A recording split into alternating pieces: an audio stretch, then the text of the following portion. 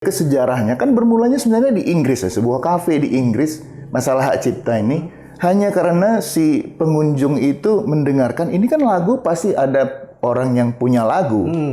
Musik burung berkicau atau alam yang kalian pakai itu, ya kan? Itu pun kalian harus bayar. Ngobrol bareng Orbit, kami obrolkan, Anda simpulkan. Assalamualaikum warahmatullahi wabarakatuh. Jumpa lagi kita bersama Ngorbit, ngobrol bersama Orbit. Kami kali ini mengundang sahabat lama saya, Bang Eru Cakra Mahameru. Wah, namanya kan ngeri ke Mahameru. Aku ke Puncak Semeru itu aja udah ngeri gitu.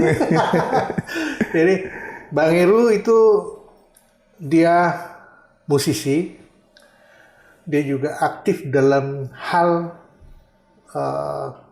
penguatan hak kekayaan intelektual. Betul. Bersama apa, Bang? Saat ini LMK Papri, LMK Papri. namanya untuk performance lah, lebih ke arah performance ya kan. Bagaimana sekarang ini kan lebih banyak itu ya Bang ya. Lebih banyak yang manggung lah ya. Manggung ya kan, jadi pakai lagu orang katanya gitu kan. Itulah lebih ditambahlah kapasitasnya ke arah yang itu. Kenapa kami ngajak Bang Heru ke sini? Kalau nggak salah, kita lihat di medsos masalah haki ini hangat. Apalagi royalty-nya udah sampai dicetakkan ke apa namanya? Stroke. Ya kayak license atau stroke-nya apa. Stroke cafe. Banyak di situ hal yang menggelikan. Ada yang mempertanyakan kenapa harus bayar kursi, kenapa harus segala macam. Itu seharusnya gimana sih Bang Heru? Ya, kekayaan intelektual itu. Kekayaan intelektual ini kan sebenarnya kalau kita ambil sederhananya saja lah kan macam-macam sebenarnya. Dari hak paten, sebenarnya sudah cerita lama ini, tapi kan lebih banyak pebisnis ya, yang lebih menggunakan itu terhadap mereknya ya kan. Bahkan kalau ada penemuan sesuatu juga kan arahnya juga ke usaha rata-rata. Jadi namun hal ini yang menjadi agak aneh, kenapa para pengusaha kurang menyadari itu? Atau apa kan gitu kan? Kalau pengusaha mungkin sadar dia. Oh, sadar ya. Inventor juga sadar dia. Sadar. Musisi nggak sadar dia. Hak kekayaan dia. Iya, betul. Dipergunakan orang untuk bisnis. Untuk bisnis. Kalau untuk senang-senang di rumah sih wajar ya. Udah beli kalau yang beli, atau yang udah membajak kalau yang membajak. Iya, membajak. Nah, karena membajak masih sulit kita cari kalau di kalangan rumahan kan. Iya. Nah, kalau kita perhatikan kondisinya sekarang kok kembali lagi seperti 10 tahun lalu. Iya. Kalau nggak salah 10 tahun lalu yang juga ribut kita masalah royalty. Udah 10 tahun nggak terasa ya? Nggak terasa. Kalau nggak salah Bang Heru juga 10 tahun lalu mulai heboh juga. Iya, heboh gitu, mendengar itu kan.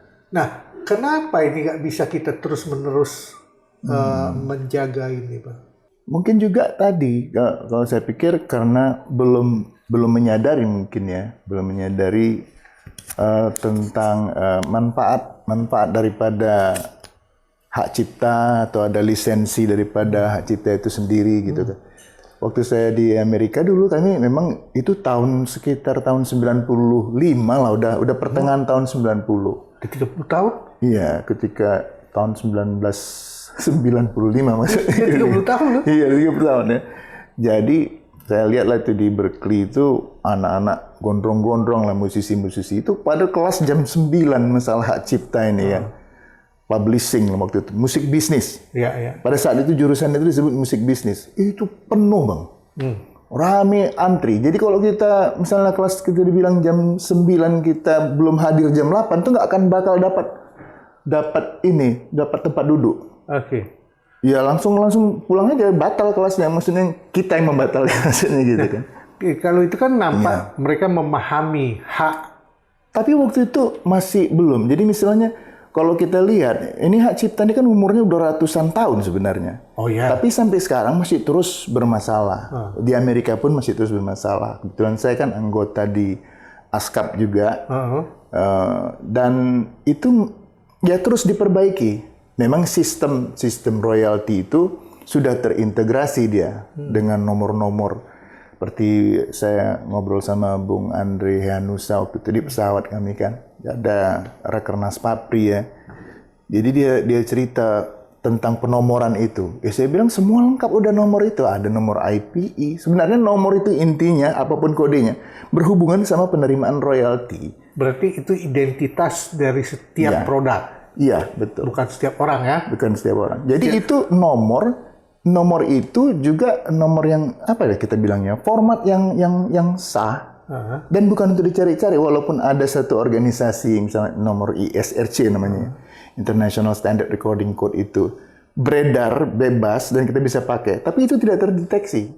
Jadi semua digital platform yang ada di Amerika itu menggunakan ISRC. Jadi kalau anak-anak muda sekarang kan memang udah gampang mencarinya, gampang kan. Jadi bagaimana cara mendapatkan royaltinya gitu katanya? Iya, pakai nomor yang Amerika, ISRC yang Amerika, itu baru langsung connect dia Bang. Jadi terdeteksi. Kalau pakai sistem saya sekarang, saya kan bekerja, perusahaan saya itu adalah perusahaan ASCAP, sudah terkonek semuanya. Jadi ada nanti mechanical royalty di wah, jangan rumit diceritakan rumit. Jangan kan. Aku yang ngikutin di medsos aja rumit, aku pikir. Iya. Karena ternyata antar sesama penggiat musik aja, ternyata beda-beda pandangannya kan. Beda. Ada yang, udahlah bebaskan aja segala macam. Iya. Ada yang nggak sampai mendetail Bang. Jadi kan mungkin dia belum mengetahui gitu kan. Sebenarnya kita setiap detiknya itu mendapat royalti dari penggunaan yang dibuat oleh Spotify, ratusan platform yang ada di Amerika, bahkan dunia sekarang, itu terkonek. Asal nomornya itu tetap nomor yang standar di Amerika. Ya, standar. Nah, sekarang cuman di Indonesia kan belum ada standar. Belum. Ada nggak arah-arah seperti itu sehingga tidak membingungkan orang lagi? Masa sampai ke kursi kafe harus membayar sekian per kursi segala macam lah. Ya sebenarnya kalau kita lihat pakai ilmu kopi darat aja lah Bang ya. Maksudnya yang nampak-nampak aja. Yang sistem yang paling sering kita amati macam saya kan penyelenggara jazz juga tiap kali melihat kontrak artis. Itu kan paling simpel sebenarnya, kontrak artis. Misalnya ada artis X kita bilang, dia menyatakan dirinya ini lagu dia. Loh, ini periksa dulu nih, emang lagu dia apa lagu siapa ini kan gitu kan? Ternyata lagu penulis lagu Z kita bilang gitu kan. Jadi kan berarti kan udah nggak benar. Itu kan paling gampang dengan adanya kontrak ya kan. Di kontrak itu kalau kita nggak mau dinaikkan ke YouTube kemana-mana, bebas saja. Daniel Souleka misalnya contohnya kan, artis pada saat kita menyelenggarakan Medan Master Jazz di Medan. Dia bilang, kami jangan pakai lagu ini. Ya, kan jelas kan. Jadi dia langsung. Karena dia tahu, karena dia yang punya. Iya, dan dia lagi ada masalah case dengan ini. Jadi kami jangan dulu dinaikkan ini katanya kan gitu kan. Hal yang sesederhana itu saya pikir. Sebetulnya arahnya sampai ke pemahaman diri sendiri. Dari musisinya sama dari pendengarnya kan. Iya. Ketika musisinya paham kayak Daniel Souleka, dia langsung dan kita kan paham juga kan. Tapi kalau tadi misalnya tidak ada itu ya kita buat rumusan sendiri kan. Berarti boleh dipakai nih. Tapi kita balik ke kondisi yang sekarang begitu ya. Kondisi sekarang kan masyarakat masih bingung nih. Siapa aja yang harus bayar. Kafe sampai kafe kelas gimana yang harus bayar? Betul. Ya kan itu kan masih belum nampak kejelasannya. Kalau aku ikutin di AI, ya aku bertanya sekarang lebih banyak ke AI Bang Heru. Siap sama kita. Ketika aku tanya sama AI, UMKM belum kena. Nah batasan UMKM sendiri juga belum sampai mana sih? Kalau saya melihat dari yang tadi saya sebut sebagai LMK Papri yang ditunjuk langsung oleh LMKN ini sebenarnya kan di ranah performance, bukan performing right juga ya, tapi ada konser, kita menggunakan lagu, konser kan pada tanggal tertentu. Nah, itu ada rate yang spesial. Mungkin itu lebih jelas ya, Bang. Misalnya 2% daripada operasional. Udah mulai terbuka pikiran kita ya. Itu operasional. Kan jelas kalau dalam pertunjukan jelas hitungannya apa. Iya kan? Kan masyarakat bingung dia. Ini kafe apa dihitung pertunjukan apa? Bagaimana gitu kan? Tapi di situ sebenarnya standar, kalau kita kembali lagi ya, kayak macam yang saya ceritakan di Amerika, itu penggunaan musik. Udah jelas tuh. Terhadap penggunaan musik. Untuk konsumsi yang bagaimana? Berarti kan udah musik bisnis arahnya kan, Bang. Tapi kalau misalnya aku bikin pertunjukan. Ini pertunjukan ini close internal. Internal ya. Itu bagaimana lagi? Nah, mungkin saya kan akan nggak bisnis nih. Betul. Internal ya. Awal mulanya kan kita anggap kita bisa beranggapan ini tidak kena kan gitu kan.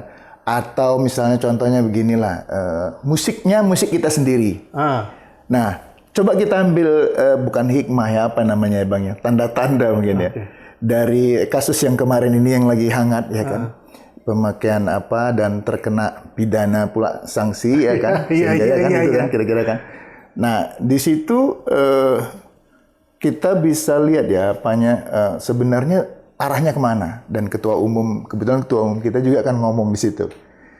Saya juga kesian juga ngelihat beliau, aduh capek juga. Kenapa tidak mau membayar kan gitu? Tapi saya mengambil langsung isyaratnya karena dia bos kita. Ya.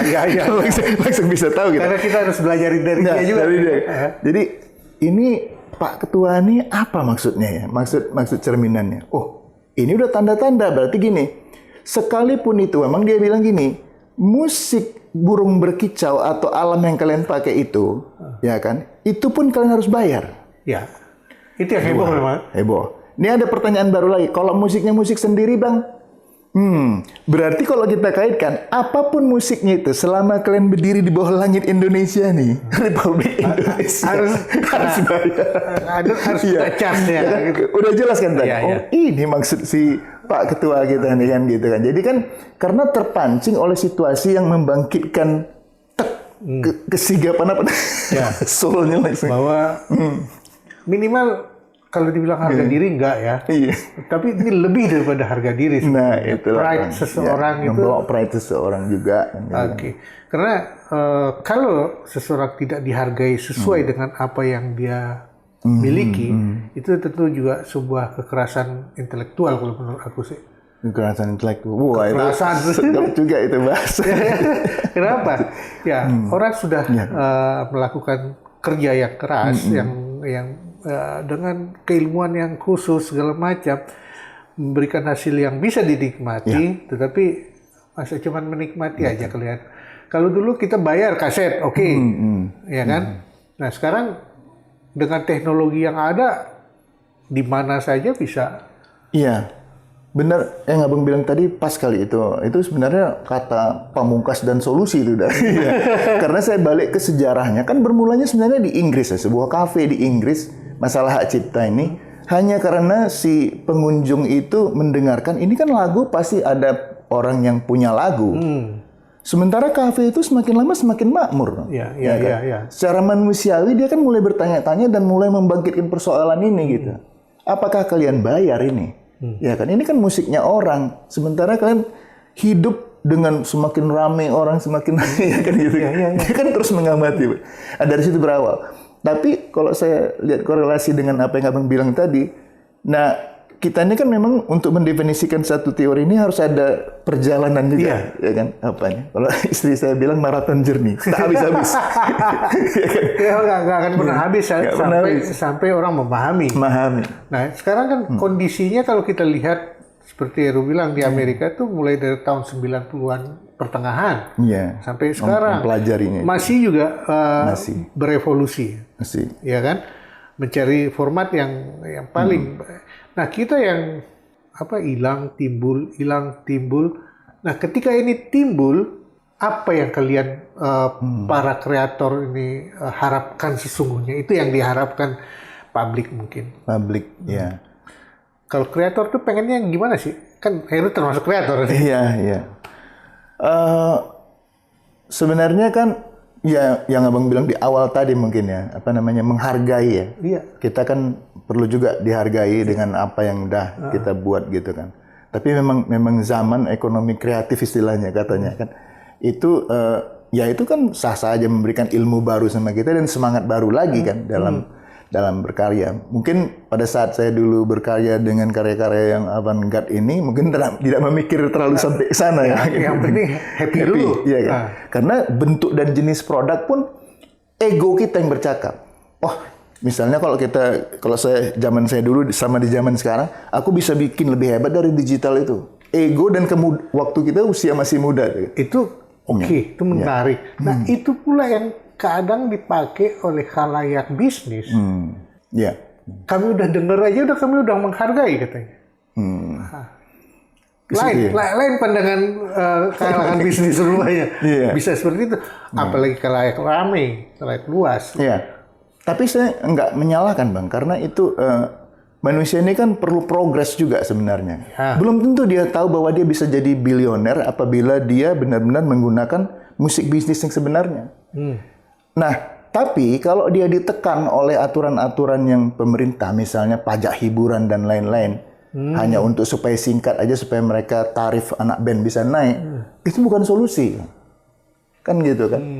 Ya, apalagi itu ancaman. Ya. Pengusaha kalau diancam makin bahkan sempat ya, berapa tahun lalu sempat bahkan untuk artis akan diberikan pajak yang luar biasa itu. Gitu kan.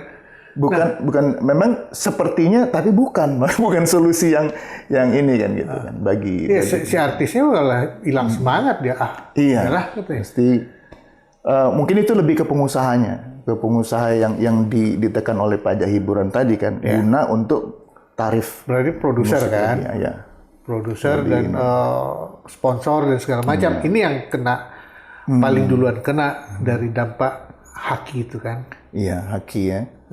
Ya, tadi sebenarnya persoalan haki ini kan udah kita mencari sebenarnya kalau dari obrolan ini kan, kalau saya lebih ke bagaimana logika yang sederhana aja sebenarnya, ya kan. Seharusnya itu memberikan benefit. Orang bermusik itu kan rencana awal itu menyederhanakan hidup, senang aku, ya kan? Awal mulanya. Senang. Sesederhana itu dan ketika muncul aturan, kesederhanaan ini jadi rusak. Mungkin juga bisa gini Bang, kalau sekarang kan ada istilah kerennya itu apa? Istilah ChatGPT juga, valuation katanya kan. Nilai, ya kan. Nilai membawakan kemakmuran, ya kan. Lebih hebat daripada ekonomi kreatif itu. Sebetulnya ketika hidup sudah di era digital, seperti Heru bilang barusan tuh, seharusnya oke. Cuman kan banyak backdoor yang masih memungkinkan orang untuk tidak menghargai secara layak. Dihargain, oke. Aku dengar lo, aku suka lo, segala macam lo, tapi caranya nggak benar. Saya tetap berpegang teguh semenjak saya waktu di Taman Budaya dulu, istilahnya tetap berseni ini tanpa harus ada perhitungan yang apa. Jadi cuman keinginan seniman itu dimanfaatkan orang lain loh. Iya betul ya Bang. Cuma mungkin terlalu baik kali saya. Nggak ngerti juga. Seniman penyakit seni mungkin. Cuman ketika diingatkan oleh Dharma Oratmangun Iya Dharma Oratmangun ya. Ketika diingatkan oleh Dharma Oratmangun, aku belum melihat dari musisi yang membela haknya dengan baik dan benar gitu. Tapi Heru tadi udah bilang, sebetulnya seniman dia berkarya, didengar orang atau dihargain orang, udah puas. Ya, itu kan hanya kepuasan batin. Batin, ya. Tapi kan dia berkarya, ada kalanya tidak hal batin aja. Iya. Ada juga sesuatu yang mungkin dia nggak harap. Kayak musisi-musisi dulu mungkin nggak berharap dia. Iya. Tapi begitu dia ngetop, duitnya ngalir, Iya. Why not? Karena dari sisi apalah kita bilangnya tiketing itu kan zaman dulu seperti itu, Ya. ya kan. Kalau dari sisi yang itu sangat gampang kita hitung. Iya. Itu yang Heru lakukan sekarang kan. Iya, tiketing. Setiap ada konser, setiap ada panggung, setiap ada segala macam, itu gampang dihitung. Gampang sekali. Betul. Kursinya bisa dihitung. Itu dari dulu bang, dari tahun 60-an begitu. Itu gampang dihitung. Pinter-pinter manajemen aja itu. Iya. makin pinter, makin banyak dapat ininya penghasilan. Makin pinter dia mendobelkan kursinya, makin bagus dia. Nah, tapi itu yang dalam performance live. Ya performance. Yang live ya. Iya. Kan ada yang performance lewat Pengumuman audio, atau lihat video, lihat segala macam. Betul. Kan yang heboh yang ini. Betul. Karena ini kalau kita bilang kalau main judi, dia pemain samping ini. Iya. Kita kembali lagi ke dasar bang. Kita di mungkin abang juga udah tahu, tapi saya nggak usah sebut nama. Ya sebuah misalnya resto atau makan cepat saji ya, ya kan? Berkolaborasi lah kita bilang dengan musisi-musisi gitu kan. Kalau saya ditanya pendapat saya bilang apakah si musisi bernegosiasi secara revenue 50-50 misalnya gitu. Iya. Wah, nggak bisa begitu dong. Di bayangan kita kan seperti itu. Tapi itu menurut abang gimana? Kalau menurut aku ketika ada deal di dalamnya itu fair. Ya, itu bang kan, yang harus kuncinya kan di situ. Iya, deal yang fair. Nah, ini kan belum nampak nih antara yang ketua kita Iya. harapkan satu kursi berapa? 50.000? Iya, kalau itu lebih kepada eksekutor license yang lain yang lebih detail. Itulah model-model seperti Ya, itu. hitungan kursi dan apa. Bagi pelakunya sendiri, diajak nggak berbicara? Itu yang terpenting bang. Dalam bisnis itu kan sebenarnya negosiasi. Iya. Pengalaman saya negosiasi ini, sebenarnya negosiasi ini nggak ada bukunya. Oh, iya. Walaupun cantik kalau dibilang orang art of negotiation, saya pernah negosiasi bang. Di kala saya ingin satu iklan tampil, iklan mobil mewah lah gitu kan, tampil di panggung latar belakang North Sumatra Jazz pada tahun 2017 tuh waktu itu. Saya itu bernegosiasinya bang, sampai berjam-jam tuh dengan apalah kita bilangnya, pemilik usahanya lah kita bilangnya, atau bos atau manajernya gitu. Itu nggak, logika saya sudah semua habis. Dari mulai Anthony Robbins, psikologi gini, mengikuti gaya mimik, habis bang, udah nggak ada lagi. Ini bagaimana cara? Sampai saya keluar dari mulut saya dengan bahasa sangat Medan sekali. Pak, apakah Bapak punya video mobil sport ini Pak? Dia langsung berhenti. Dia waktu itu kursinya kan bahasa kursi yang bergoyang gitu kan. Biasalah. Silakan kopi lagi Mas, silakan kopi lagi. Wah, ini udah berapa jam ini, bisa gawat kita minum kopi terus kan. Set. Jadi dia langsung berhenti dan tolong panggil Pak apa, kita ke ruang sebelah. Di situ saya keluar dengan angka puluhan juta. Selesai gini. Tapi dia udah langsung ngomong. Pada saat dia ngomongnya kita diam aja udah. Jadi begini, ini mobil punya sensor begini-begini, saya berharap announcer saudara nanti bisa menjelaskan ini, dan dia perlu latihan. Ya udah, kita diam aja. Kalau itu udah sampai ke tingkat review udah kan. Karena sebenarnya saya udah nggak ngerti lagi macam mana meyakinkan si pengusaha ini. Nah, ternyata hal itulah yang sekarang yang susah kita yakinkan kepada masyarakat, terutama masyarakat pebisnis yang akan terkena royalty. Betul. Jadi memang kuncinya tetap harus dinegosiasi, apapun dinegosiasi. Hal yang paling saat inilah kita lihat kan, itu kan udah dibilang yang nggak kita harapkan tuh, udah terburuk dan sudah damai dengan angka yang super fantastis. Mungkin bagi pengusaha ini angka itu nggak ada apa-apa, tapi bagi kita bang, angka itu monster kali bang. Ya, itu dia yang kadang-kadang masalahnya ini kan rasa dan nilai. Nilai. Ya. Rasa dan nilai. Bukan harga nih, kalau harga tadi yang apa? Gampang sekali, sekian udah. Tapi rasa dan nilai Rasa ini dan nilai jatuhnya. Pantas nggak? Kalau aku bilang bisa aja bilang, kecil kali tuh. Ya kan? Tapi ada yang bilang, mahal kali segitu. Iya, betul. Nah, untuk negosiasi kesepadanan rasa dan nilai ini ada nggak dari kalangan penggiat haki dan kreator seni? Ya, sampai saat ini kalau saya lihat passion itu belum muncul, Bang. Apakah itu disebabkan, nggak tahu saya apa sebabnya. Padahal itu kita, seperti yang bilang tadi, saya melihat itu bernilai. Walaupun suara air, suara apa, itu di dalam bank datanya sudah ada. Sudah ada, Bang, semuanya. Kadang aku tidur dengan suara air. Iya, gitu. Kan itulah kita, ya nggak kita sadari betapa harganya itu kan. Makanya wajar ketika dibilang suara burung di alam lepas pun, kalau perlu. Betul, ya itu sih dibilang Pak. Nah, cuman penyetaraan tata nilai dan rasa tadi yang apa perlu bukan hanya kreator yang bekerja di bidang ini, tetapi manajemen kreator. Ya. Nah, selama ini kita kan belum pernah ada lihat manajemen kreator yang betul-betul memberikan, kalau di seni lukis ada di situ penilainya. Penilaian. Ya. Ya. Di saat ini sebenarnya Bang, sudah ada itu namanya music publishing. Jadi kalau di perusahaan saya yang di Amerika, ASCAP itu, dia itu adalah perusahaan nirlaba yang punya member daripada songwriters, penulis lagu dan juga pencipta lagu dan komposer dan itu. Jadi ada dan publisher. Ya kan? Ada situ kuratornya yang menilai.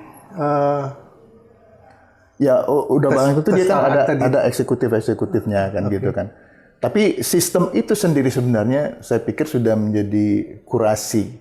Buktinya misalnya kayak penyanyi-penyanyi terkenal pindah ke sana dari label yang besar. Berarti kan sudah tabungan marwah itu sudah dipupuk. Di Indonesia ada kayak itu loh. Nah, itulah dia. Itulah perbicaraan saya waktu itu sama Bang Andre Henusa. Dia bilang waktu itu luar biasa ya Bang ya, begitu apanya. Iya Bang. Sebenarnya saya nggak salahkan sistem yang ada sama kita ini. Kita lihat betul-betul hikmahnya bagus. Saya bersyukur dalam hati saya Indonesia sudah masuk ke era situ. Bahkan saya melihat satu keajaiban yang seperti kita bicarakan. Contohnya bagaimana Gordang 9 itu. Jenis klasifikasi hak cipta kah? Hak paten kah? Penggabungan hak paten dan hak cipta itu tradisi, Bang. Itu baru Gordang 9. Iya. Belum lagi yang lain-lain, ya kan? Trompet Batak itu. Iya. Jadi memang di hikmah huru-hara gitu yang terjadi sekarang, kalau kita lihat memang kita harus bersuara gitu. Makanya saya tadi di organisasi-organisasi yang FESMI, kebetulan saya sebagai founder juga federasi ini, agak susah saya untuk diam gitu. Walaupun padahal ya kan, apa yang mau kita cakapkan gitu. Kenapa kita kok beda dengan Korea? Ya kan. Ya, kalau itu dah. Nah, kan banyak hal-hal yang lain, Bang. Seperti kita lihat baru belakangan ini saya lihat ternyata Nias itu luar biasa. Ya kan? Mirip seperti Korea. Nah, kenapa nggak dilihat sisi hal itu kan gitu.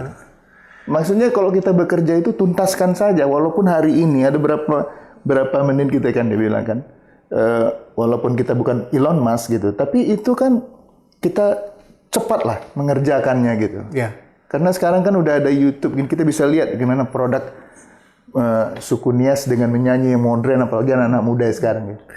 Itu bisa kita. Jadi nonton. Banyak hal yang positif sebetulnya muncul dengan apa kalau bilang kegaduhan nggak bisa juga.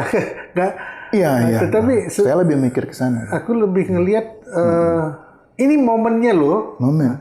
Jangan kita balik-balik lagi kayak zaman kemarin yang waktu itu catatan digital kita mungkin belum begitu banyak. Iya. Nah sekarang dengan udah masuk catatan digital, why not? Iya betul. Why don't you do that? Betul.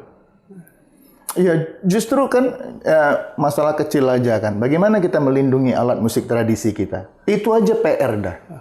Pikirkan, kerjakan, dengarkan, lanjutkan. Udah selesai tuh Bang. Jadi kan misalnya satu itu. Ya. Kedua karya anak bangsa. Ketiga naik ke karya nasional. Iya. Seperti Korea. Dia punya K-pop. Kita punya hip-hop nggak? Hip-hop? Iya, siap. Indonesia Pop. Indonesia Pop, iya. Harusnya kita bisa cepat. Cuma itu tadi kita lihat kan, kenapa kita nggak mau original aja lah gitu. Nah, jadi akhirnya saya masukkan bahasa Taman Budaya nih.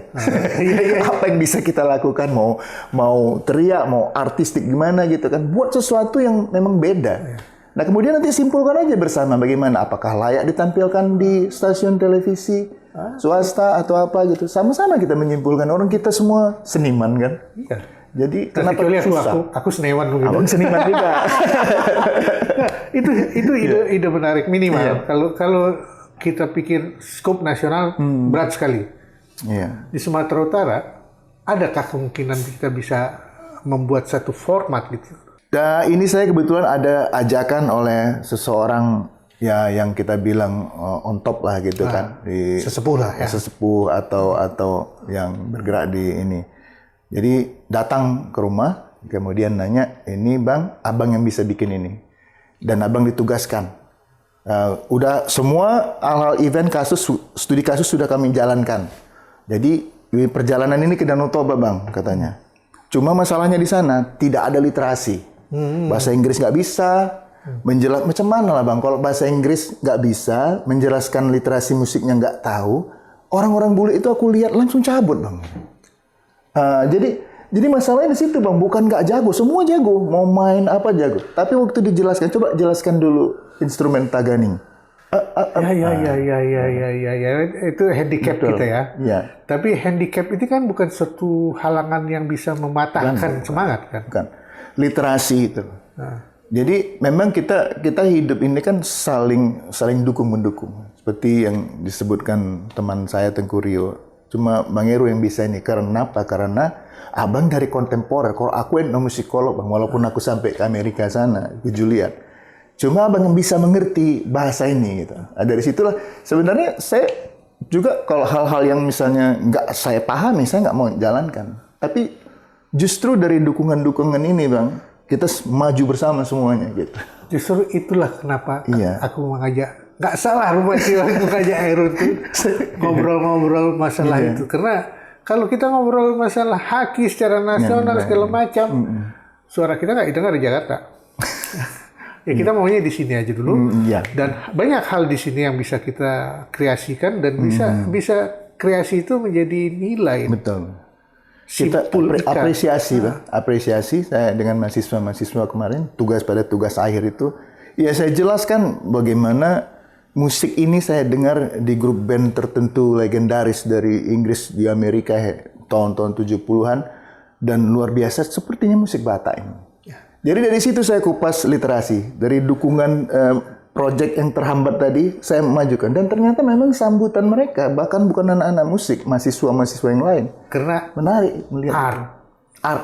Karena art. Literasi. Dan yang kita bicarakan mungkin sama ya, yang kita bayangkan Genesis. Karena dia art. Iya betul. Dia kan bukan rock biasa, bukan jazz biasa, tapi art music. Makanya masuklah rasa. Betul. Ketika rasa ini bagaimana kita menghargainya itu ya. Bagaimana rasa Sumatera Utara ini masuk menjadi pointer dan benchmark.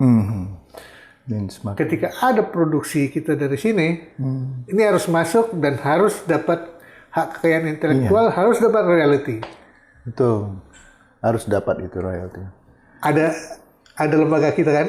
Iya, kita ada lembaga saat ini yang saya ditugaskan adalah LMK Papri, ya kan? Juga ada KCI. Masih bergerak di situ dan selanjutnya LMKN juga nih. Ini sebenarnya mari kita saling bertanya dan kita kan sudah ada tempat kemana kita akan bertanya lagi. Komunikasi itu terbuka kok sekarang. Udah terbuka komunikasi. Nggak ada yang bisa ditutupi lagi kan. Jadi ada dong kemungkinan seniman-seniman lokal kita juga bisa ikut menerima manisnya karya cipta. Itu insya Allah bang, itu pasti akan ada membuahkan sesuatu. Atau kita bergerak serius dan sebenarnya kita mulai dari diri kita sendiri, ya kan? Musik awal mulanya saya tahun 2009 itu masukkan karya digital tuh banyak orang Indonesia yang sudah anti cuma masih ragu nih. Termasuk pada saat itu saya juga aku masukkan nggak ini ya ke platform ini. Itu karena belum ada. Ya. Anggun C. Sasmi pun masih di Prancis pada saat itu kan. Saya coba aja. Kawan saya pun bingung juga, nggak bisa menjawab dia pada saat itu. Ini lagu ini yang di aransemen dia, yang lagu ciptaan saya, kita tembuskan aja. Ya kan?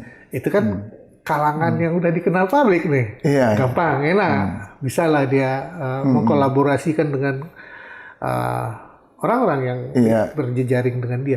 Nah, tapi kalau masyarakat lokal, kita kan ingin menaikkan ini. Betul. Ya kan, seperti Heru bilang tadi, anak Nias. Ya, kita lihat anak Nias.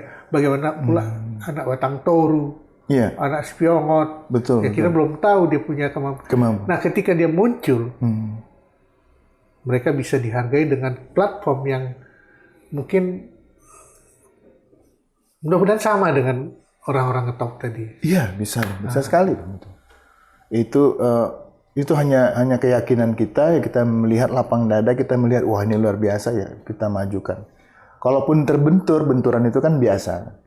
Kalau kita menggarap secara bersama-sama, saling mendukung ya kan, berdasarkan kelebihan masing-masing jadi itu. Aku iri sebetulnya sama anak yang jadi pawang pacu jalur.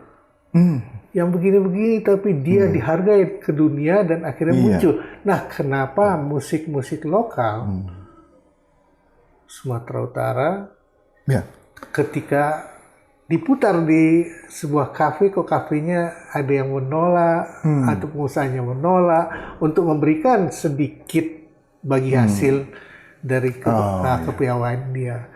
Kan itu semangat yang sedang muncul sekarang. Ya. Betul. Penghargaan atas karya intelektual, apalagi orang seperti Heru yang kalau Heru mungkin bisa gratis kayak yang beberapa artis kemarin kan, yang saya punya gratis, Omai Ramayo kan bilang udah gratis nggak usah ditarik. Tapi kan nggak bisa ketika aturan sudah duduk, nggak ada cerita tuh karya Omai Rama tuh karya siapa kan? Aturan itu sebenarnya memberikan kita peluang lebih maju lagi, Bang. Iya. Jadi seperti saya sebutkan tadi, waduh, ini ketua umum udah lain nih. Kalau kita anak buahnya kan kita udah bisa tahu nih, ini lain bahasanya nih. Apa ini, kemana nih ujungnya? Suatu pagi saya memikirkan, Mak, ini udah lain nih. Berarti lagu ciptaan Anda sendiri pun selama Anda menginjakkan kaki di wilayah Republik Indonesia, keluarnya itu, Bang. Konsepnya. Tapi konsepnya tentu tidak sekaku itu. Ya kan? Iya, betul. Tidak sekaku itu. Kalau sekaku itu, kita nggak perbolehkan orang pakai taganing dan tidak perbolehkan orang pakai godang 9. Untuk musik apapun. Kecuali bayar lo. Kan gitu. Dan itu kan menolong, Bang. Sebenarnya itu melestarikan, udah memaintain itu langsung. Itu. Iya. Makanya ini aku ngelihat hanya momennya. Jadi tidak melihat masalahnya. Karena masalahnya dicari gampang. Betul. Kita nyari masalah gampang kali. Nyari solusi yang susah. Nah, aku lihat dari pembicaraan kita, solusi itu udah nampak. Ketika di daerah-daerah dia punya simpul-simpul yang bisa menaruhkan segala sesuatu hasil karya anak bangsa ke dalam platform yang sama. Apalagi daerah seperti yang bilang tadi udah punya jaringan-jaringan platform yang setara dengan dimanapun, bahkan dengan dunia. Bahkan Heru punya juga jejaring di luar kan. Bahkan tanpa lewat Jakarta pun mungkin anak Medan bisa sampai. Betul, Bang. Betul, bisa. Udah bisa kita buktikan lah. Insya Allah itu terjadi lah. Alhamdulillah. Ya, aku udah buktikan 2 orang anak Medan yang seperti itu. Satu Heru, satu lagi kritikus film kita. Daniel. Ya, yang kita nggak sadar ternyata kita punya kapasitas dan itu seperti dibilang Pak Tung gitu. Ada di situ presiden, kenapa nggak dekat? Itu siapa? Tung Desembaringin. Sebetulnya itu yang aku harapkan. Ada Heru di sini, kenapa kalangan yang lain tidak mau dekat? Ya kan, banyak hal yang bisa dibicarakan dengan orang yang memang kapasitasnya di situ, kapabilitasnya jelas. Kurasa kalau kita cerita ini terus habis. Banyak masalah. Karena kita akan cari masalah terus kan. Jadi memang begitulah orbiter bahwa ketika kita paham diri kita sendiri, nggak usah orang lain, maka kita akan menghargai diri kita sendiri sesuai dengan kapasitas yang kita miliki. Iya. Bahkan seperti Eru bilang tadi, walaupun ciptaan kita sendiri, kita nyanyikan. Ekspresiasi gini. Apresiasi lah. Walaupun apresiasi bukan dalam bentuk duit. Iya. Ya, banyak hal yang bisa kita wujudkan untuk mengapresiasi sebuah karya anak bangsa. Tetapi kalau kita perhatikan, seperti yang bicarakan Heru tadi, semua punya potensi. Dan jangan biarkan potensi itu hilang dan kita hilangkan. Takutnya kita yang menghilangkan tuh. Gitu. Iya kan? Ya, betul. Karena kita nggak menghargai. Betul. Hargailah. Bahkan anak dan tetangga kita sendiri, ketika dia memang pantas dihargai, pantas dikasih royalti, bayar dong. Jadi kami udah obrolkan, tinggal kalian di rumah menentukannya. Assalamualaikum warahmatullahi wabarakatuh. Makasih banyak, Ru. Ya, Nanti kapan-kapan.